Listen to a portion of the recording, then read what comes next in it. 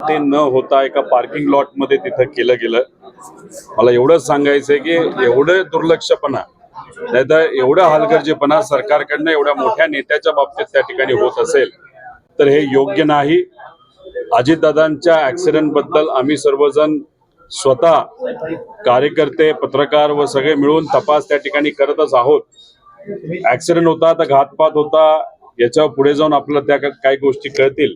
पण मग लगेचच भुजबळ साहेबांच्या बाबतीत सुद्धा अशी एखादी घटना घडत असेल तर सरकारने व नेत्यांनी या बाबतीतली काळजी घ्यावी एवढीच विनंती या ठिकाणी मी करतो. खरात प्रकरणात बीडहून एक हेल्पलाईन वर एक मेसेज केला आहे आणि तक्रार करण्यात आली की सुनित्रा वहिनी यांना चाकणकरांकडून धोका आहे, त्यांच्या जीवाला धोका असल्याचं म्हणलं गेलं. आता पोलीस तपास करतात. नाही, त्याचा तपास त्या ठिकाणी करावा लागतो.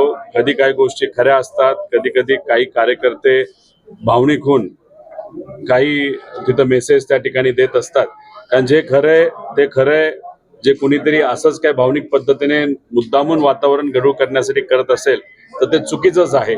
पण खरात हे प्रकरण हलक्यात घेऊन चालणार नाही. खरात हा जो भोंदू बाबा आहे त्याच्या संलग्न असणारे जे सर्व नेते मंडळी असतील ते तिथे जाऊन काय करत होते, कशा प्रकारची पूजा करत होते, सामान्य लोकांचे व अधिकाऱ्यांचे जे घरची लोक आहेत नाही तर पत्नी आहेत यांचे व्हिडिओ काही प्रमाणात आपल्याला बाहेर बघायला मिळाले. नाही तर मुद्दामून ते दिले गेले का चुकून झाले हे सांगता येणार नाही.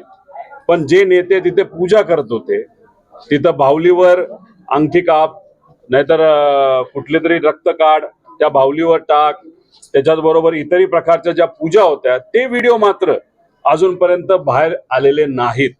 नाशिकमध्ये अधिकारी व नेत्यांचे काही व्हिडिओ हे काही महिलांबरोबरचे त्या ठिकाणी बाहेर आलेले आपल्या सगळ्यांना माहिती आहेत.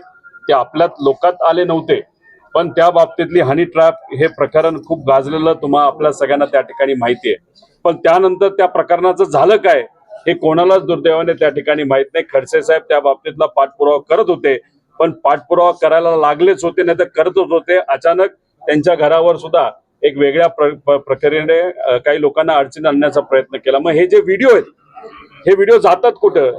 मग या व्हिडिओचा वापर कुठंतरी नेत्यांना ब्लॅकमेल करण्यासाठी वापरला केला जातो का, अधिकाऱ्यांना ब्लॅकमेल करायला वापरला जातो का, असाही प्रश्न साहजिकच त्या ठिकाणी तिथं निर्माण होतो. हे जे व्हिडिओ समोर आलेले नाही त्यात काही नेत्यांचे व्हिडिओ असू शकतात. व्हिडिओ आहेत पण दोन प्रकारचे व्हिडिओ आहेत. ज्या पद्धतीने खरात काही महिलांचा अत्याचार त्या ठिकाणी करायचं ती चुकीची गोष्ट आहे. ते व्हिडिओ काही प्रमाणात आपल्या सर्वांसमोर आले, पण सगळेच व्हिडिओ तसे आहेत असं नाही. त्यातले काही व्हिडिओ असे आहेत की ज्याच्यामध्ये एक वेगळ्या पद्धतीने पूजा करणं, ज्याला आपण ब्लॅक मॅजिक म्हणतो, त्या प्रकारचे पूजा करण्याचे व्हिडिओ नेत्यांचे मात्र दुर्दैवाने त्या ठिकाणी बाहेर अजून आलेले नाही. पुरोगामी महाराष्ट्रामध्ये ब्लॅक मॅजिक जर काही नेते त्या ठिकाणी करत असतील तर ते नेते कोण हे सरळपणे पुढे येणं फार महत्वाचं आहे, पण ते अजूनपर्यंत आलेलं नाही. माझं एवढंच म्हणणं आहे, SIT तुम्ही स्थापन केली, बऱ्याच गोष्टी बाहेर आलेल्या आहेत, पण काही नेत्यांच्या काही गोष्टी बाहेर येत नाही. मग त्या व्हिडिओचा आणि त्या माहितीचा उपयोग राजकीय दबाव आणण्यासाठी व काही लोकांना आपल्या बाजूला खेचण्यासाठी सत्तेतला मोठा पक्ष म्हणजे भाजप करते का काय अशी शंका मात्र त्या ठिकाणी नक्कीच निर्माण होते. पवार साहेब असं म्हणतात की वारकरी संप्रदायाचे धर्मांतर लोकांनी जे घुसखोरी केली आणि 60% लोकांची मांडणी धर्मांतर शक्तीला बळ देणार आहे. बघा, एक गोष्ट तुम्ही समजून घ्या, संतांचा विचार आणि महामानवांचा विचार हा समतेच्या बाजूली होता. कुठल्याही प्रकारे भेदभाव करू नका ही शिकवण सर्व संतांची होती आणि वारकरी संप्रदायाला खऱ्या अर्थाने या महाराष्ट्राला एकता, समानता, बंधुभाव याची शक्ती त्या ठिकाणी दिलेली आहे. पण आज काही राजकीय लोक आणि राजकीय पक्ष व त्या राजकीय पक्षाला ताकद देणाऱ्या काही संघटना, त्या संघटनातली काही लोक जी प्रतिगामी विचाराची आहे ते मात्र वारकरी संप्रदाय व त्या परिसरामध्ये संक्रमण करत आहेत हे आपल्या सगळ्यांना त्या ठिकाणी माहिती आहे. त्याच्याच बरोबर तुम्ही जर बघितलं असेल तर महाराष्ट्राच्या बाहेरचे नेते काही तिथं गुरुवर्य लोक जे आहेत ते इथं येऊन संतांच्या विरोधात त्या ठिकाणी बोलतात. त्याचा विरोध आपण करतो, पण हे प्रतिगामी विचाराची लोक मात्र त्या ठिकाणी मूठ गिळून शांत बसतात. त्याच्याबरोबर एकनाथ महाराज असतील, तुकोबाराया असतील, या सर्व लोकांवर काही लोक तिथं बोललेले आहेत. वारकरी संप्रदायावर सुद्धा हल्ला करणारे आणि लाठीचार्ज करणारे हेच ते त्या ठिकाणी लोक आहेत जे आज पवार साहेबांवर त्या ठिकाणी टीका करत आहेत. त्यामुळे पवार साहेबांनी जे काय त्या ठिकाणी बोललेलं आहे ही खरी वस्तुस्थिती आज आहे.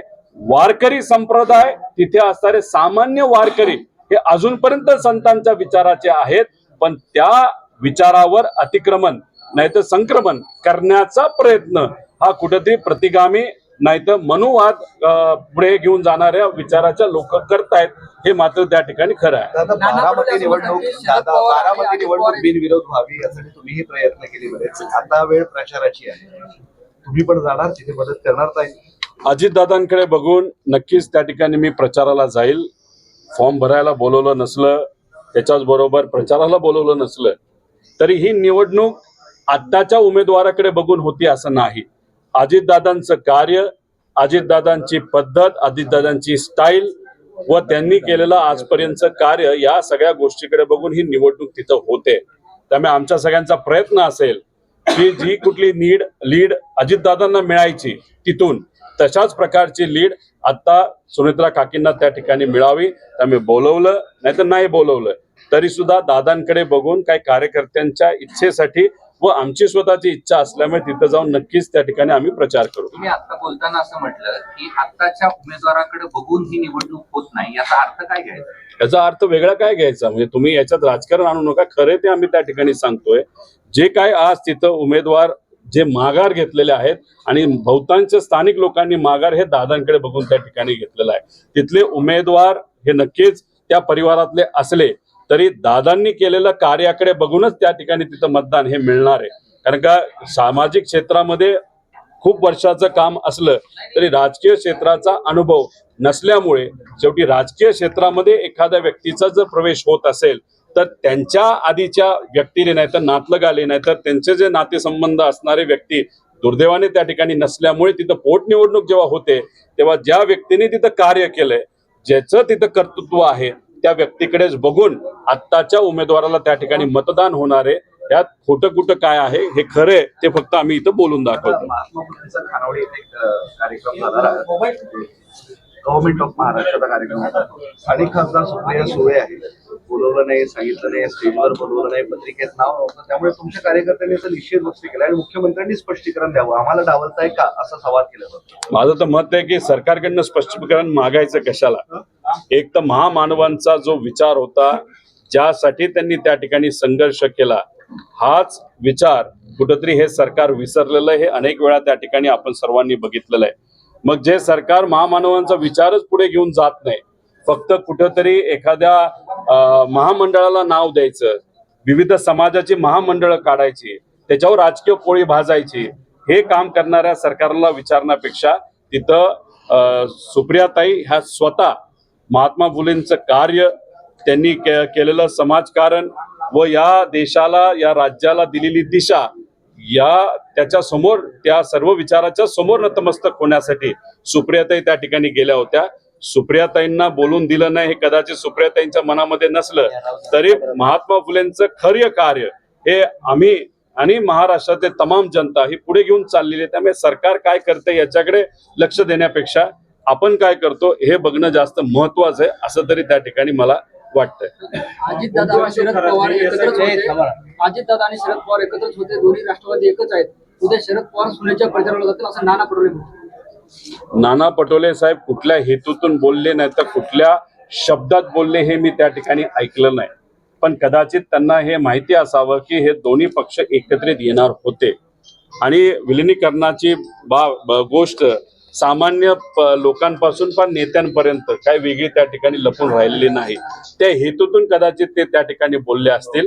साहेब प्रचाराला जातील नाही जातील हे मला माहित नाही, कारण शेवटी प्रचार वेगळ्या वेगळ्या पद्धतीचा तिथं असतो. पवार साहेबांनी आतापर्यंत जे काही वक्तव्य केलेले आहेत त्याच्यामुळे नक्कीच तिथं असणाऱ्या मतदारांमध्ये संदेश गेलेला आहे की अजितदादांकडे बघून त्यांच्या अजितदादांच्या पक्षातून ज्या उमेदवार त्या ठिकाणी उभे आहेत सुनेत्रा काकी, त्यांना चांगलं मतदान द्या हे पवार साहेबांनी प्रत्यक्ष अप्रत्यक्ष बोलून त्या ठिकाणी दिलेलं आहे. त्यामुळे तसं बघितलं त्याला तुम्ही जर प्रचार म्हणत असाल तर हो, प्रचार सुरू झालेला आहे. तुम्ही सतत असा उल्लेख ऐक ना, चौकशी दरम्यान देखील म्हणतोय तिथं देखील भविष्यवाणी करताना दिसतं माझं मरण इथंच आहे. खरं तर धक्कादायक मुलं एक तर आम्ही सातत्याने त्या ठिकाणी बोलतोय, एक तर खराताच्या विरोधात आम्ही आहोत, त्याच्यावर कारवाई त्या ठिकाणी झाली पाहिजे. ज्या विचाराने तो काम करत होता आणि ज्या पद्धतीने महिलांवर अत्याचार केला, कडक कारवाई खरातावर तिथं झाली पाहिजे.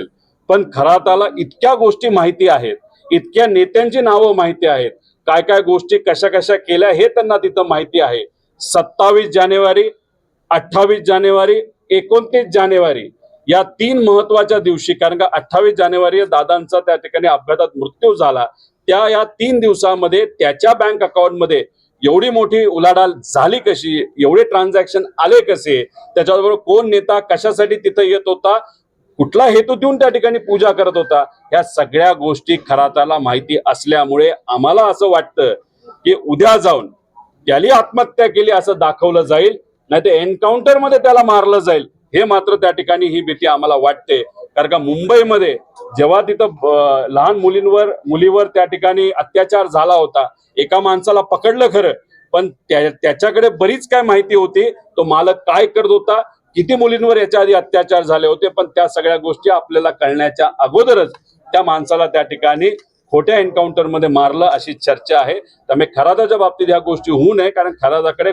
भरपूर माहिती आहे जी उद्या जाऊन आपल्याला नक्कीच त्या माहितीचा फायदा काही ठराविक लोकांना अडचणीत आणण्यासाठी नाहीतर सजा देण्यासाठी आपल्याला होऊ शकतो. शेवटचा प्रश्न, तुम्ही सतत म्हणतायत की अजित पवारांकडे पाहून सुनित्रा वहिनींना मतदान करा असं आवाहन केलं जात आहे, तर अजित पवारांचं नाव आहे म्हणूनच त्यांना मतदान होणार का? म्हणजे सुरुवातीला तसंच आहे ना, सुरुवातीला अजितदादांकडे बघूनच मतदान हे सुनित्रा काकींना त्या ठिकाणी होणार.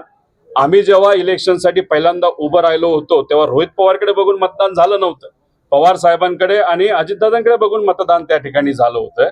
आता मी इतर स्पष्टीकरण त्या ठिकाणी दिलेलं आहे. तुम्ही जाऊन उमेदवाराला पण विचारलं तर उमेदवार सुद्धा अशाच पद्धतीने त्या ठिकाणी उत्तर देतील, नाही तर त्यांच्या बरोबर असणारे त्यांचे नेते, नाही तर परिवारातल्या लोकांना सुद्धा हा प्रश्न तुम्ही विचारला तर ते हेच सांगतील, दादांमुळेच पहिल्यांदा त्या ठिकाणी मतदान होणार. आणि एकदा निवडून आल्यानंतर शेवटी कर्तृत्व हे बोलत असतं आणि त्यानंतर जे मतदान होत असतात ते तिथं असणाऱ्या लोकप्रतिनिधीच्या कर्तृत्वावर नाही तर केलेल्या कामावर हे मतदान होत असतं. रोहित सर, हिंदी में नेशनल